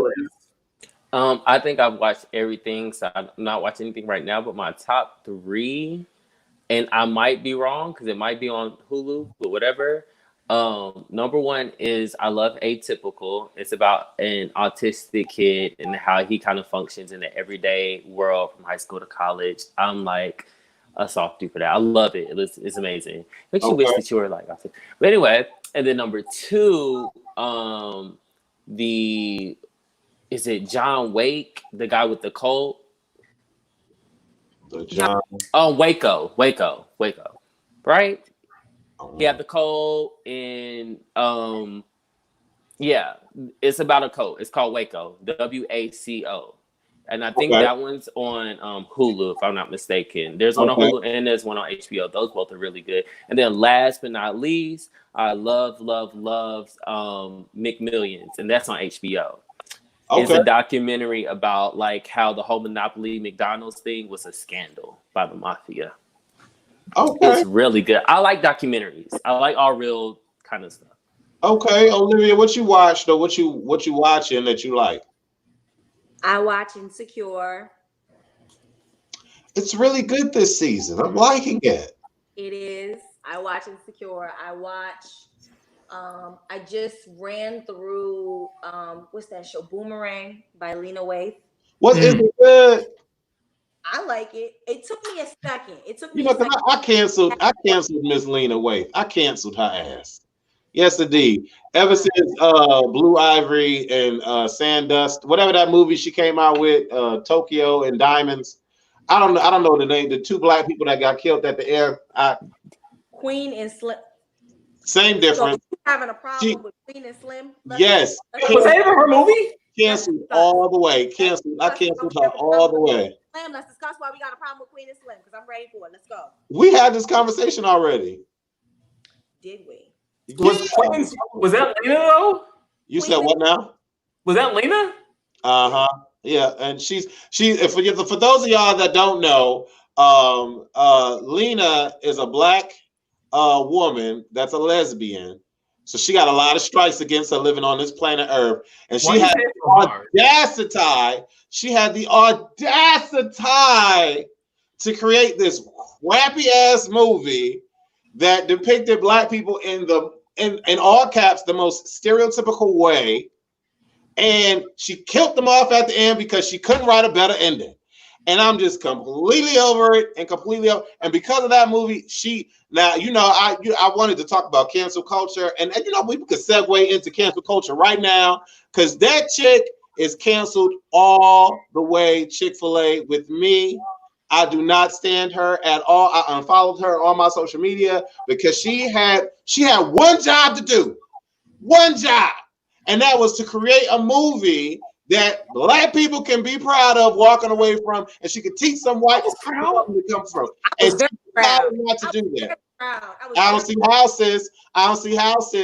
I don't. How she gonna write? How she wrote in? Thelma and Louise type. It was. I was here for. Would you call Christopher Cooper? You call Christopher Cooper a house N-word? Well, she's a house N-word too. Yes, indeed, because she allowed that Caucasian producer. She allowed that. You said what? Don't be mad, sis. Don't be mad. Don't be mad at all. But anyways, let's talk about culture. Let's talk about cancel culture. Let's talk about it. Why is it even a thing now for us to do? Why is that even a thing? To just cancel somebody, Martel? I think we've just given the internet too much power because I feel like people cancel, quote unquote, cancel people for the most ridiculous things. Like R. Kelly, let's cancel him. He out here playing with kids. Okay, that's one thing. Do you still listen to his music? Huh? Do you still jam or vibe to his music? There's a couple R. Kelly songs I listen to still. But I understand why, as a whole, people would want to cancel R. Kelly. I get it. Versus, I can't jump on the bandwagon with you for Lena Waithe. I definitely see how things can be a bit problematic at times. I definitely can see how there could maybe be issue. But I would dare not say let's cancel that woman because you didn't like the film. He canceled us in the film, so I'm canceling her. Period. And what I like about this is that I'm not the only black person that feels this way. At the end of that movie, I had so much rage within me, and I pitied if a cop would have even dared stop me on the way home. And I was with Victor as well. I was with Victor, and Victor felt the same way. Hey, Vic, how you doing? But yeah, she could have did so many other things with that film. And the fact that she went down that rabbit hole, I don't understand why we're allowed. No, I know why she's allowed to have more shows, because she followed the rules. I get it. I get it. You know, she's a house sister. I get it. But I can't. And I won't. I agree with you, Wes. I feel you like do? that, You do, Corday? I do. Oh, snap. I think You say you what you eating, Olivia? Yeah. But I'm eating nachos. Oh, you eating nachos? I wish I could eat nachos. So basically what Olivia is saying is that she liked the fact that a black lesbian created a film that depicted us in a stereotypical light, and that at the end of the movie, where we could have, because I can understand us not having a happy ending if we were dealing with non-fictional characters, but these characters were fictional. They were not real. They were make-believe. And she could have gave us a Disney fantasy with them people getting on that plane to escape the corruption and the systemic oppression that we have to deal with every single day. But she opted to allow two black people that out of the craziest circumstance ended up falling for each other because they were trying to freaking survive. And the ending of that movie, she gonna have them get killed. And the reason why they got killed was because a black man threw them to the wolves. For some money. But that happens. Image that I'm supposed to have walking away from a movie that a black lesbian created. Like this last person, Victor Lawrence Alexander, said, that movie was Kool-Aid. Right. Kool-Aid at its best. But I didn't. And you know what the bad thing is? I do agree with him because I enjoyed that movie right up until the end. I was like, really? Right. So she was real smart at the beginning of the movie, and she could get them out of this. That couldn't be in your write-off. Like nothing. Right. No court case. No nothing. And then she's gonna have the black man with the gold teeth at the end laughing, talking about, yeah, I got them, I got the money. I mean, anyway. It just really made it another like I'm not gonna say that. We here, Corday, we here. To me, it was very Black Bonnie and Clyde. It made it a very much another like Friday Boys. Like it just made it another one of those movies. Okay. Instead of like a crossover, it just kind of kept it cultured. Okay. Do y'all think that Azalea Banks needs therapy? Yes. I don't personally know that young woman. I genuinely believe, I almost believe she does this on purpose. Like, because what crazy is, I've listened to some of her music. She has really great music, but for some reason it doesn't catch. But I know no matter what, she stays in the conversation. So if it's almost like one of those things like, hey, they ain't listening to my music. Oh, but they gonna see me. And she stays. I almost don't believe what she's saying, but it's almost like I'm just gonna say the most outlandish things for attention, and y'all gonna attend to me. And I don't believe she isn't like, she's not working at like a warehouse or anything. I feel like she's living off of whatever it is that she's doing. So whatever she's doing, it's working for her to an extent, I'm assuming. I've not seen her, like, I've not seen nobody post a picture at Walmart like, oh, look who I just saw working at Walmart. But at the same time, and I think that, like, and I know I'm gonna fuck it up just because I wish I would have wrote down the quote, but it's kind of like Iyanla said to Tamar. Her behavior completely dilutes her message and what she really is talented at. And I feel like everything that she does and say, and I'm guilty of this, like I was a part of something that really just made me feel like I have to prove, I have to defend. And I feel like all of that just diluted what I'm really here for and what I'm really here to do. And I feel like that's what she does. And as outsiders looking in or consumers, we might feel like, oh yeah, but she's still booked and she's still doing this and that and the other.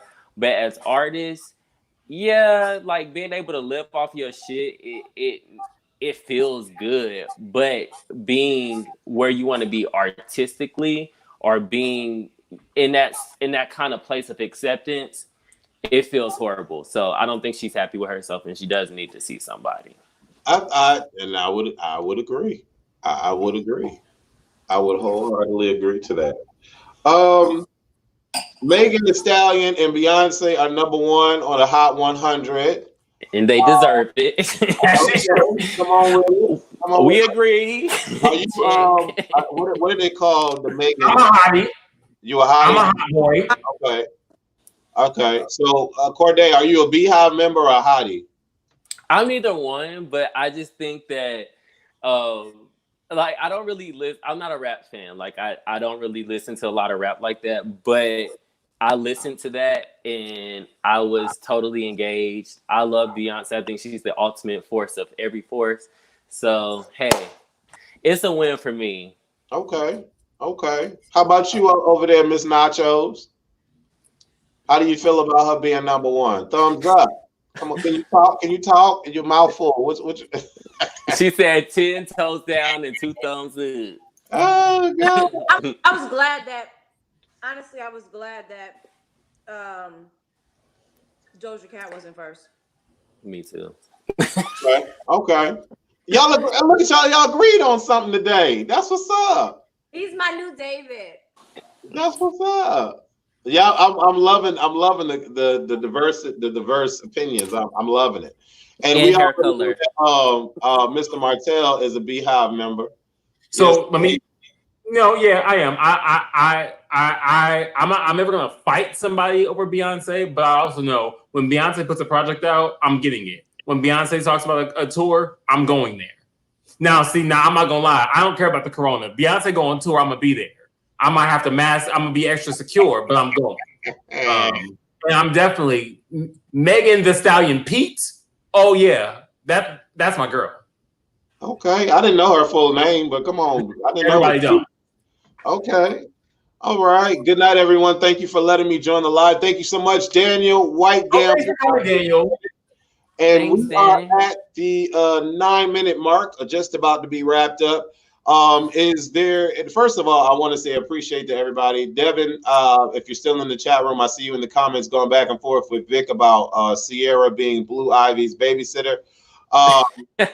I definitely appreciate you, Devin, for trying to come through. Not sure what happened with the connection. Not sure what happened with Sheldon. We lost Sheldon.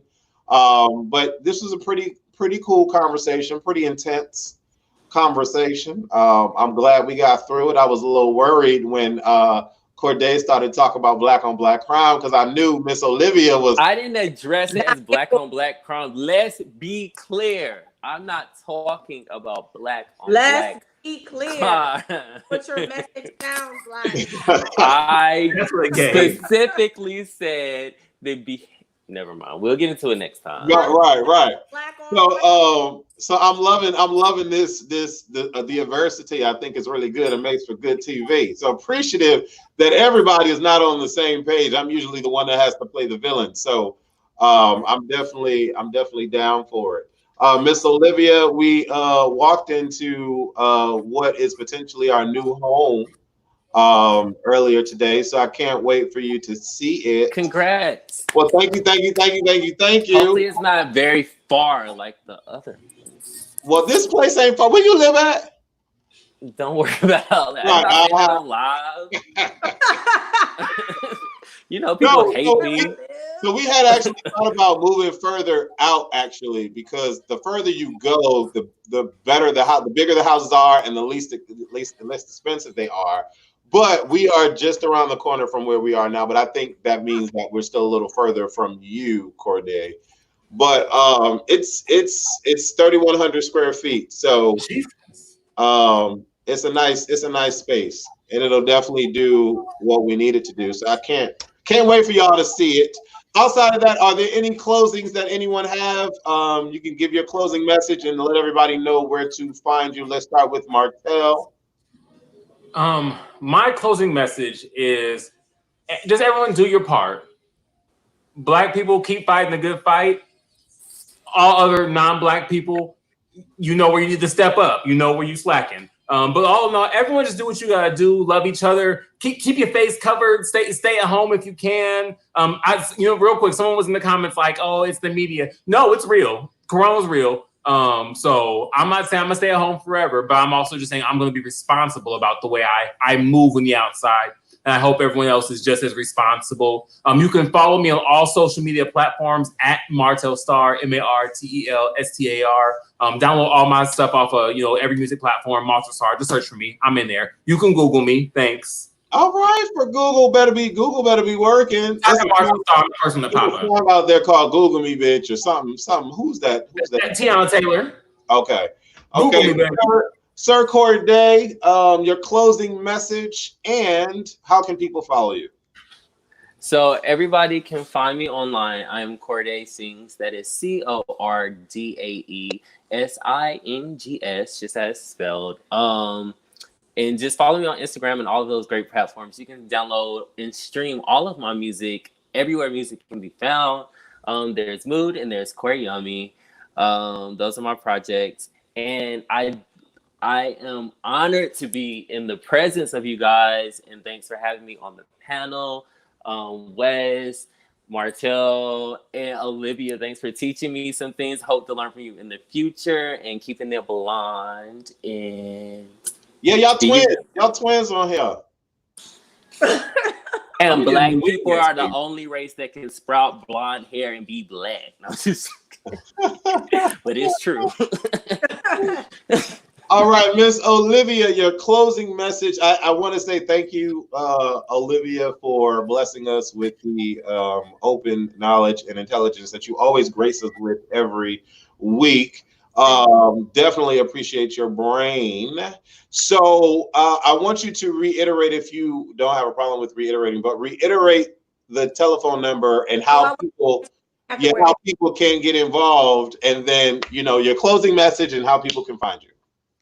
Yes, that was happening anyway. I was actually looking up the number just now because I was going to do it. Yes, everyone, please, at 9 a.m. tomorrow, get on the phones. We are dialing 612-324-4499. We are putting the pressure on the District Attorney, Michael Freeman, for Hennepin County. We are trying to ask for all 4 officers to be arrested for murder. And so that is the push that we are trying to do right now. I'm here for anything else you would like to do, but that is really what our initiative is right now. Again, that number is 612-324-4499. You can follow me if you choose. Fabulous. I'm at authentic, the number 4, and then me. At authentic for me on IG. That's usually where you're gonna find me because I've kind of canceled Facebook for a little bit. Okay, all right. And I don't really have any closing messages. I just want Lena, whatever her name is. I want her to be canceled. I don't want her to put out no more projects. I want her black card to be revoked. The black lesbian that created Diamonds and Dust, the movie. Diamonds and Sprinkle and Sunshine, whatever the movie was called. Right, not even gonna listen. Right. That's all I have to say. And y'all can follow me at A Connection TV. Martel, stop making that face. A Connection TV on all social media. Corday, will you be able to be with us next week? What's your schedule looking like? I don't know. Hit me in my email. Okay. Or on Instagram, whatever. Most definitely will. And hey, baby. Hey. Ma'am, can you put that dog on a leash? And on that note, that's where we will end it there. Thank you guys so much for coming into Culture Club. We will see you next week, Thursday. Later.